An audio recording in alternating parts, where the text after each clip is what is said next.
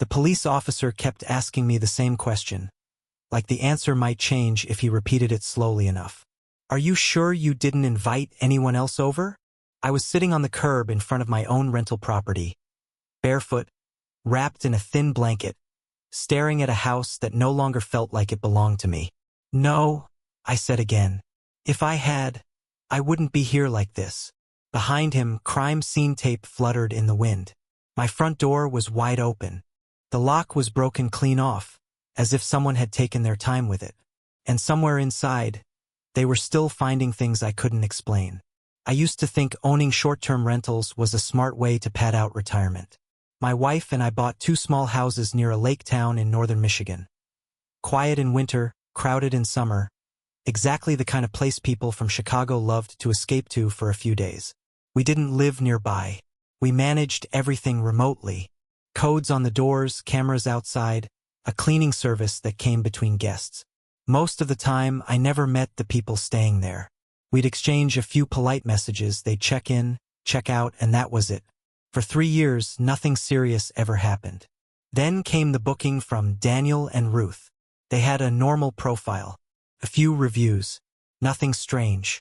Booked for 2 nights in early October, when the leaves were changing and the tourists were thinning out. The kind of quiet stay older couples usually liked. They checked in Friday afternoon. At 4:12 p.m. I got the usual message. We're inside. Everything looks great. Thanks again. I replied with my usual canned response and went back to mowing my own lawn, 2 hours away. If that had been the end of it, I wouldn't be telling this story. At 9:47 p.m. my phone rang. It was an unknown number. I almost ignored it, but something told me not to. Hi, this is Daniel, the man said. His voice was calm, a little too calm. We're having a bit of an issue with the house. What kind of issue? I asked. There's someone else here. I remember standing very still, the mower still humming behind me. What do you mean, someone else? I asked. He hesitated. We keep hearing footsteps upstairs, and a door just closed on its own.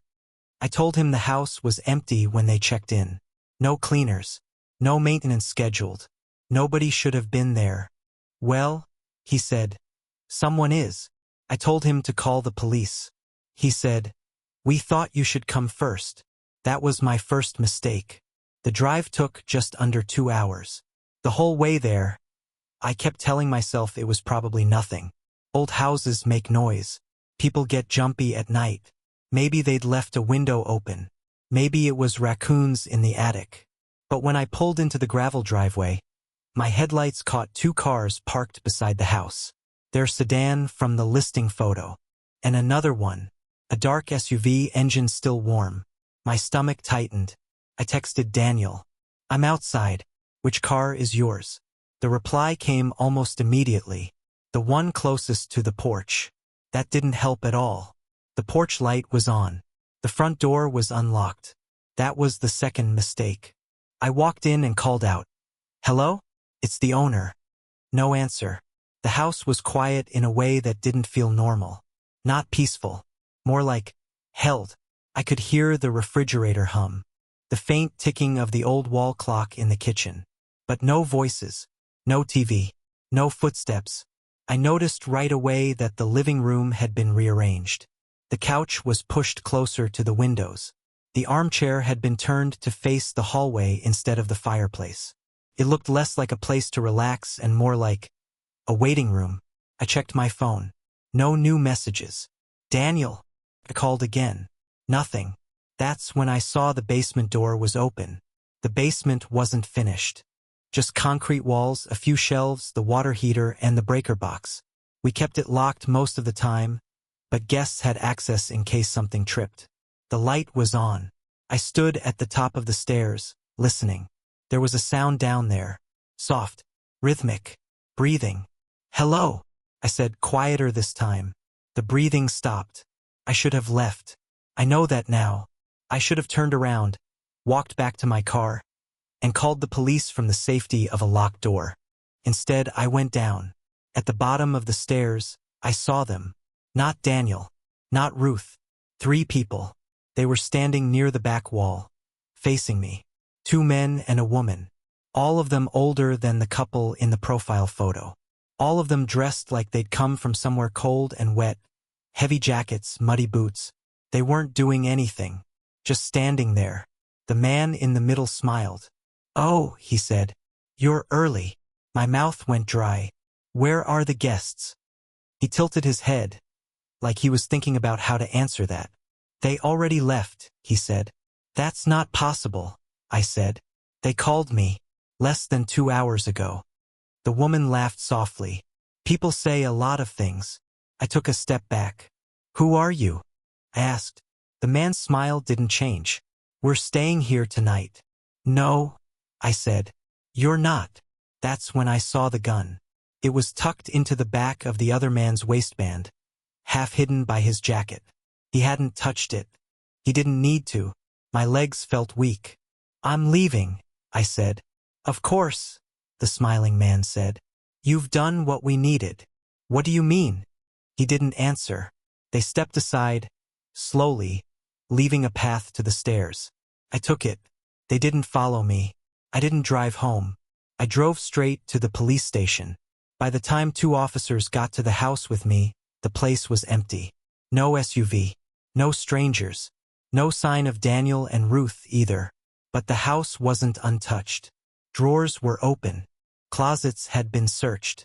A few small, expensive things were gone. Decorations, a vintage radio, a camera we kept for guests. And in the basement, they found something that made one of the officers swear under his breath. Chairs. 4 of them. Set up in a loose circle. Facing the stairs. We never found Daniel and Ruth. The booking account disappeared. The card was stolen. The profile photo turned out to be from a stock image site. The police said it was probably a group using fake bookings to get access to houses, scare off the real guests, and then use the place for theft. Or worse, one of them added quietly, "I sold both properties 6 months later." Sometimes I still think about those chairs in the basement, about how they were already set up, like they'd been waiting for someone to come down there, and about how, for some reason, they decided I wasn't the one they wanted to sit in them. The 911 operator kept telling me to stay on the line, but I couldn't make myself speak anymore. I was standing in the hallway of a house I had rented for 3 nights, staring at my own suitcase, neatly placed in front of a door I had never opened. And from the other side of that door, someone was knocking. Slow, careful, like they already knew exactly where I was standing. I'm not a nervous traveler. I'm in my late 50s, widowed, and for most of my life my idea of a vacation was visiting relatives or going to the same lake every summer. But 2 years ago, after I finally retired, I decided to start taking small trips alone. Nothing fancy, just quiet places. Somewhere I could read, walk, and sleep without anyone needing anything from me. That's how I ended up renting a small house outside Santa Fe, New Mexico. It wasn't in the city. It was about 20 minutes out, surrounded by low hills and scrub. The listing described it as isolated but peaceful. 1 bedroom, 1 bathroom, old, but recently renovated. Perfect. The owner, a woman named Marlene, sent me the door code the morning of my arrival and wished me a pleasant stay. That was the only time we spoke. I arrived just before sunset. The house looked exactly like the photos. Single story, pale stucco walls, a little porch with 2 chairs. Nothing else around it except a long dirt road and empty land. Inside, it smelled like fresh paint and cleaning solution. Everything was neat, almost too neat. I unpacked, made a simple dinner, and sat on the couch with a book. The quiet was heavy but comforting. That first night, I slept better than I had in months. The second day passed without anything unusual. I drove into town, walked around, had lunch, came back before dark. I locked the door, checked the windows, and went to bed early. Sometime during the night, I woke up because I thought I heard someone call my name. Not loudly, not clearly. Just enough that my eyes opened and my heart started beating faster. "Hello," I called out, my voice thick with sleep. No answer. I lay there for a while, listening. The house was silent. I told myself I'd been dreaming. In the morning, I laughed about it while making coffee. That was my second mistake. That afternoon, I noticed the first thing that didn't make sense. The hallway closet was open. I knew I had closed it. I remembered pushing the door shut because it stuck a little. Inside, my jacket was gone. Not missing. Moved. It was hanging on the back of the bedroom door. I stood there for a long time, trying to remember if I'd done that myself. Couldn't. I checked the front door. Locked. Windows. Locked. Nothing else looked disturbed. I texted Marlene. Hi, quick question. Does anyone come by the house during stays? Cleaning or maintenance or anything?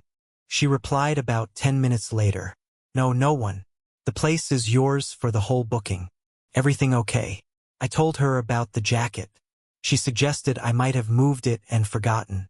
That sounded reasonable. I tried to believe it. That night, I dreamed I was standing in the hallway, staring at a door that shouldn't exist. When I woke up, my mouth was dry and my sheets were twisted around my legs. I looked toward the hallway, and for a split second, I thought I saw something move. Just a shadow pulling back. I sat up, heart racing. Hello, I said. Silence. I turned on the bedside lamp and got up. The hallway looked normal. The same 3 doors. Bathroom, closet, bedroom, no extra door, no shadow. I told myself again that I was imagining things, but I didn't sleep much after that. The next day it got worse. I came back from town in the early evening and found my suitcase in the hallway. I knew I had left it in the bedroom. I stood there, staring at it, feeling that slow, creeping cold start at the base of my spine. Nothing was missing. Nothing was opened. Just moved. I checked the house again. Doors, windows, all locked. No signs of forced entry. No noise. No one. I called Marlene this time instead of texting. She sounded genuinely concerned. Asked me if I wanted to leave and get a refund. I told her I'd think about it. I didn't want to overreact. I wish I had. That night I heard footsteps. They were soft. Careful. They came from the hallway. I sat up in bed, holding my breath, listening. One step, then another. They stopped outside my bedroom door. I grabbed my phone and started dialing 911. Before I could press call, I heard something else. A sound like fabric brushing against the wall, like someone leaning closer to the door. I whispered, "Who's there?" No answer. Then, very quietly, from the other side of the door, I heard my own voice say, "Who's there?" I dropped the phone. I don't know how long I sat there, frozen. Finally, I managed to grab the phone again and call the police. While I was on the line, the footsteps moved away, down the hallway, toward the living room. The operator told me to stay in the bedroom and keep the door locked. I did. I heard nothing else until I saw red and blue lights flashing through the window. 2 officers searched the house. They found no one. No signs of entry. No hidden rooms. No explanation. One of them suggested stress or sleepwalking. The other didn't say much at all. I didn't sleep there again. I packed my things and left that night. I thought that would be the end of it. It wasn't. A week after I got home, I was unpacking when I noticed something in my suitcase. A shirt I didn't own. It was old, faded, not my size, and in the pocket, there was a small, folded piece of paper. It had my name written on it, in my handwriting. I threw the shirt away. I burned the paper. I tried to forget the whole thing, but sometimes late at night I still hear it. My own voice, answering me from the other side of a door I can't see. The detective kept staring at the printed email like it had personally offended him. This confirmation, ver en skazaf, powolno postukuючи palcem po papiru, was sent to you. Your name, your email, your payment method. Yes, Povia. But I didn't make that booking. He looked up at me. Then why did the house have your things in it before you arrived? I didn't have an answer. I still don't. I'm 62 years old. I worked in logistics most of my life, retired early, and spend a good part of the year driving between small towns, visiting old friends or just getting out of the house. I'm not adventurous. I like quiet places, predictable places. Hotels started to feel too crowded, too loud, so I began using short-term rentals. Most of them were forgettable. A bed, A shower, a TV, and silence. That's all I wanted. The house in western Pennsylvania was supposed to be exactly that. It was advertised as remote, private, and ideal for longer stays. I booked it for 5 nights. The owner, a man named Curtis, sent me the code and a polite message. Nothing strange. Nothing memorable. I arrived just before dusk. The road was narrow and poorly maintained. Trees on both sides. No neighbors in sight. The house sat alone in a small clearing, 2 stories. Old wood siding, wide porch. It looked prepared. Lights were on inside. Porch light too. That struck me as odd, but not alarming. Some owners leave lights on for guests arriving after dark. I parked, grabbed my bag, and walked up. The door unlocked with the code. Inside, it smelled faintly of lemon cleaner and something else I couldn't place. The living room was warm, not cold and unused like most rentals. Warm, like someone had been there recently. I set my bag down and looked around. That's when I saw the jacket. It was hanging over the back of a chair near the table. It looked exactly like mine. Same color. Same worn spot on the sleeve. Same brand. I remember thinking, that's funny. Must be a coincidence. Then I noticed the shoes by the door. My size. Same style I always buy because they're comfortable and easy to find. Then the mug on the counter. White. Small chip on the rim.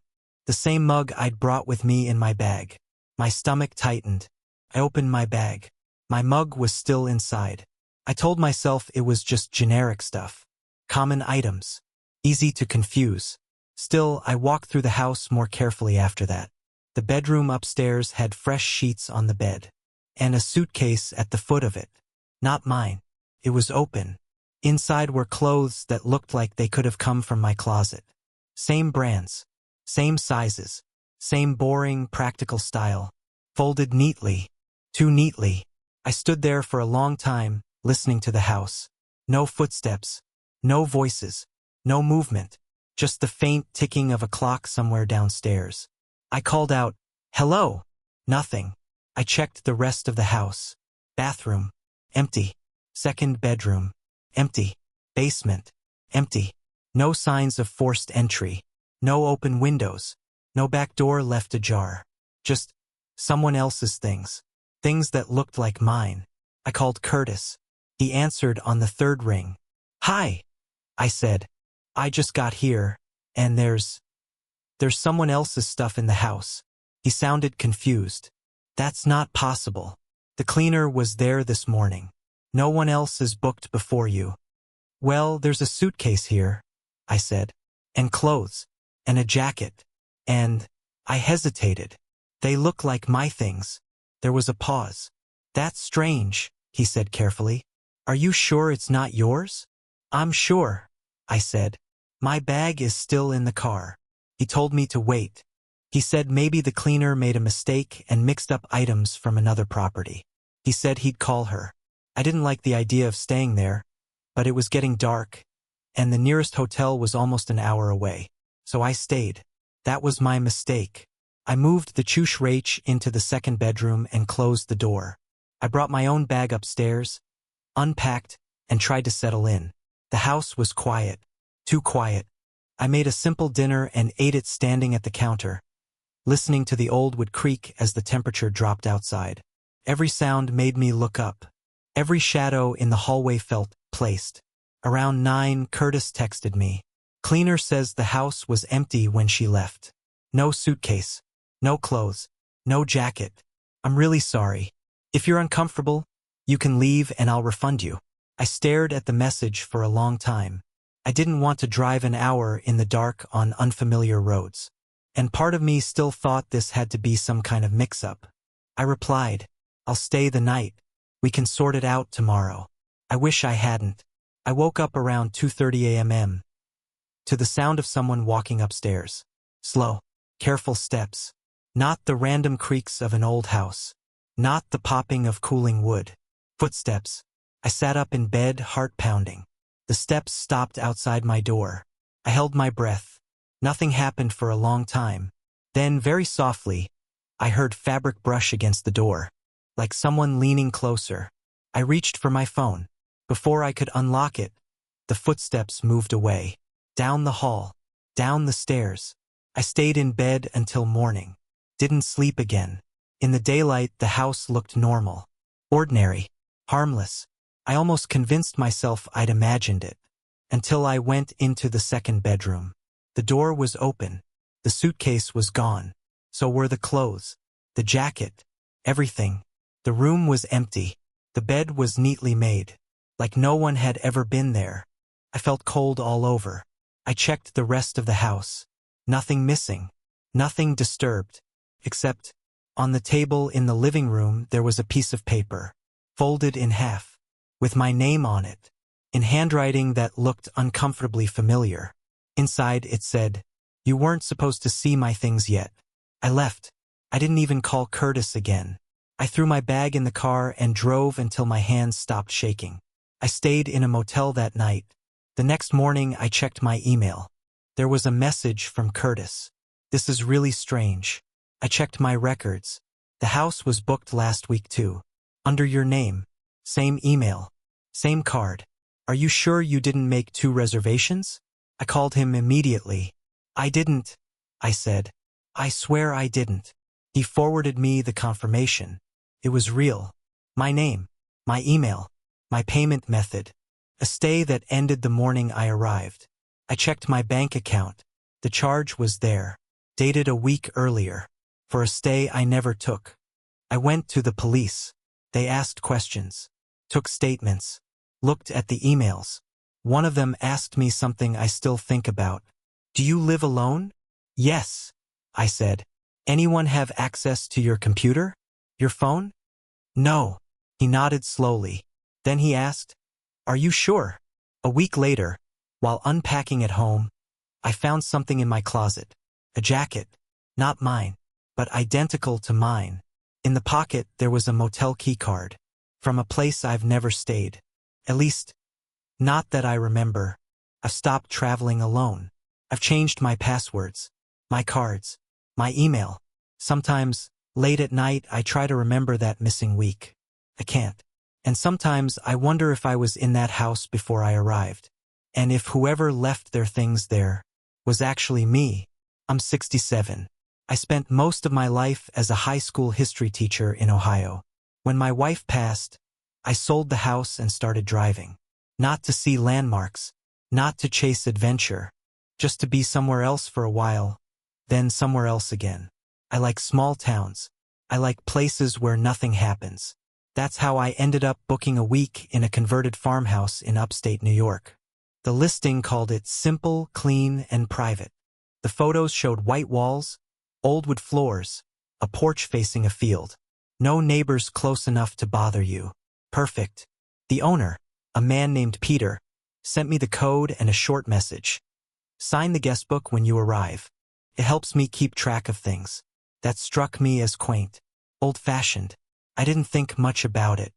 I arrived late in the afternoon, just as the sun was starting to drop behind the trees. The house sat at the end of a long gravel drive. No other buildings in sight. Inside, it was exactly what I expected. Clean. Spare. Quiet.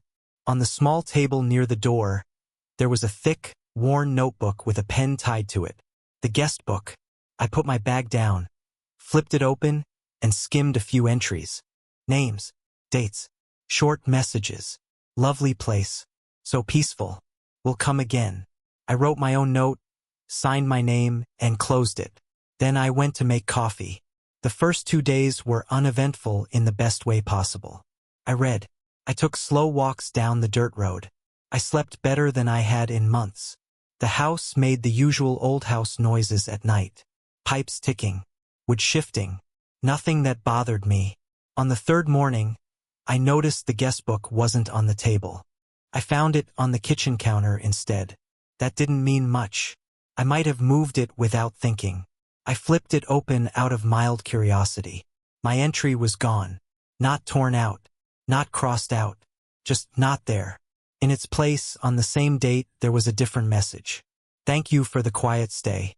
I needed the rest." No signature.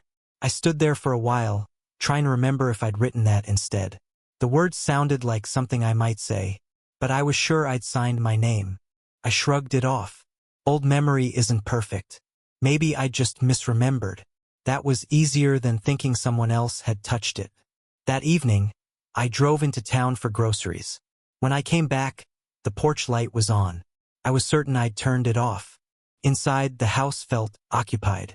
Not in a loud way. Not in a visible way. Just in a way I couldn't quite explain. Like walking into a room where someone had just been sitting. I checked the doors. Locked. Windows. Locked. Nothing was out of place.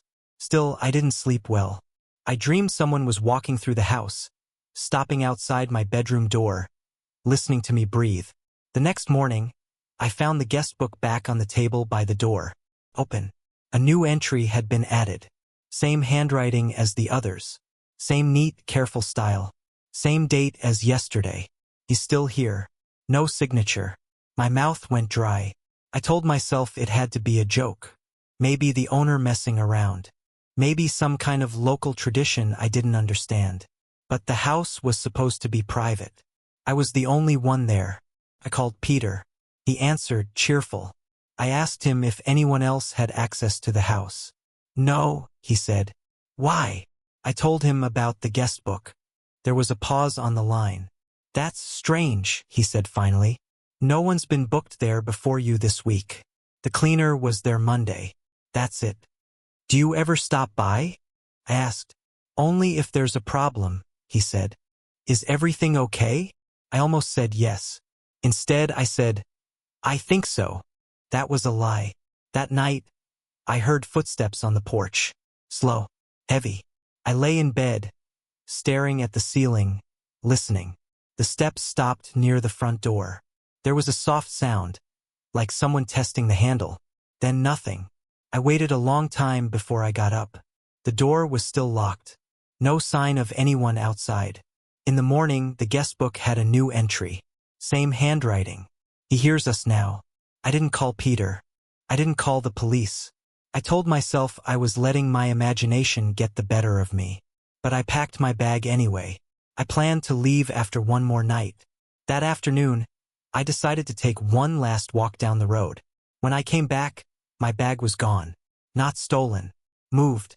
It was sitting on the porch, neatly zipped, like someone had set it there for me.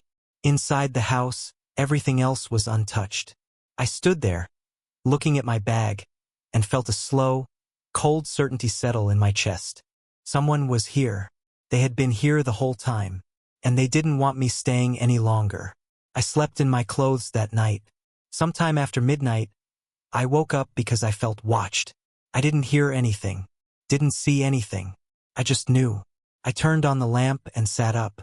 My bedroom door was open. I was sure I'd closed it. In the hallway, the house was dark. I didn't go out there. I stayed in bed until morning. When the sun came up, I went straight to the table. The guest book was open. There was a new entry. He's leaving today.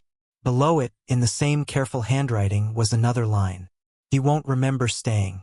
I closed the book and left. I didn't even lock the door behind me. I drove home in a fog. For the first few days, I couldn't remember details of the trip. Just flashes. The porch. The road. The quiet. A week later, I found a receipt in my wallet from a grocery store near that town. I didn't remember going there. Then I found photos on my phone. Pictures of the farmhouse. The field. The porch. One of the photos was taken at night from inside the house, looking down the dark hallway. At the end of it, barely visible, was a shape. Standing. Watching. I went to the police. That's when the sheriff showed me the guest book. My handwriting was there. Several entries. Different dates. Different stays. But never my name. Always the same kind of message. Thank you for the quiet stay. I needed the rest. I'll be back. The sheriff asked me how long I'd been renting that house. I told him, 1 week. He looked at me with something like pity. According to the book, I'd been coming back there for 3 years. I don't travel anymore. Sometimes, though, I'll find notes in my own handwriting in places I don't remember putting them. Short ones. Simple ones. You needed the rest. You'll feel better after. You always come back. And sometimes I wonder if that farmhouse is still empty, or if it's just waiting for me to forget enough to return.